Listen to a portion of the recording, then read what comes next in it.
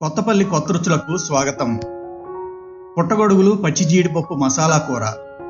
పచ్చి జీడిపప్పు జీడి తోటలున్న రాజమండ్రి వంటి ప్రాంతాల్లో మార్చి ఏప్రిల్ మాసాల్లో దొరుకుతుంది.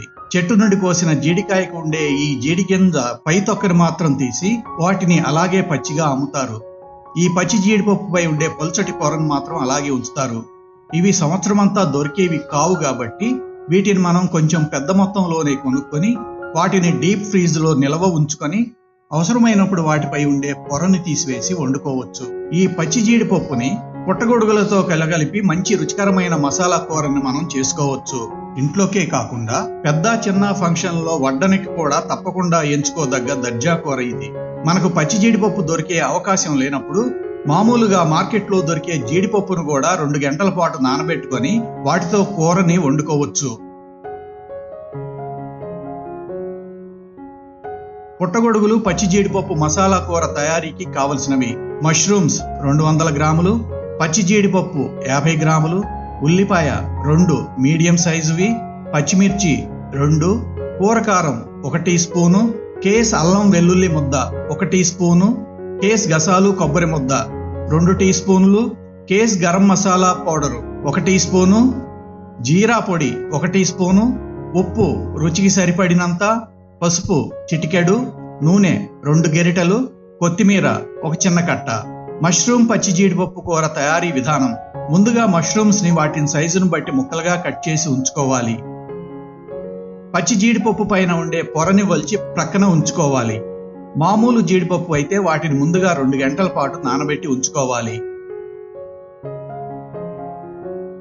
ఉల్లిపాయను ముక్కలుగా తరిగి తయారుగా ఉంచుకోవాలి.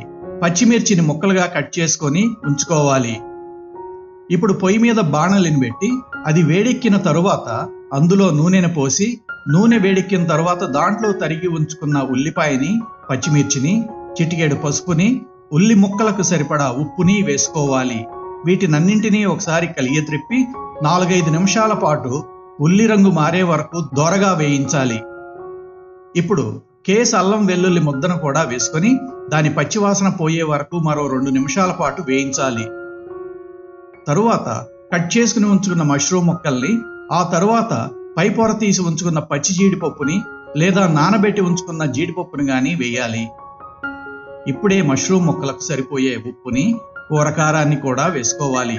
వీటినన్నింటినీ ఒకసారి కలియద్రిప్పి వాటిని 2 నిమిషాల పాటు వేయించాలి. తరువాత కొద్దిగా నీరు పోసి అన్నింటినీ ఇంకొకసారి కలియద్రిప్పి బాణలిపై మూత నుంచి మష్రూమ్ ముక్కల్ని సన్నటి మంట మీద 10-15 నిమిషాల పాటు ఉడకనివ్వాలి. తరువాత తయారవుతున్న కూరలో కేస్ గసాలు కొబ్బరి ముద్దను వేసి బాగా కలపాలి. తరువాత బాణలిపై మూత నుంచి కూరని మరో 2 నిమిషాల పాటు ఉడకనివ్వాలి. ఇప్పుడు బాణలిపై మూతను తీసి కూర కొద్దిగా చిక్కబడే వరకు మీడియం సెగ మీద ఎగరనివ్వాలి. కూరలో నీరు ఎగిరిపోయిన తర్వాత జీరా పౌడర్ని, కేస్ గరం మసాలా పొడిని వేసి కూరను కలియద్రిప్పాలి.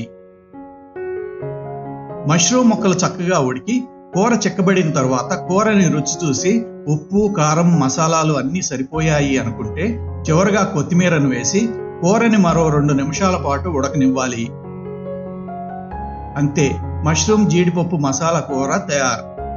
మా మష్రూమ్ పచ్చి జీడిపప్పు మసాలా కూర వీడియోని వీక్షించినందుకు ధన్యవాదాలు.